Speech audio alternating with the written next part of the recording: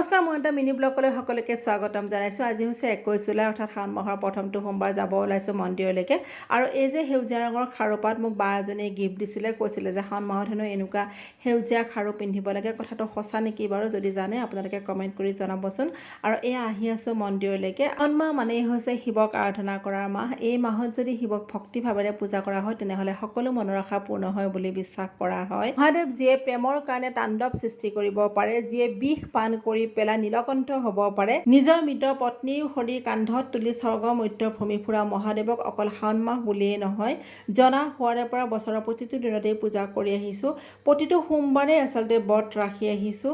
কোনো পৰিৱেশ কোনো পৰিস্থিতিতে সেই ব্ৰত ভংগ হ'বলৈ দিয়া নাই।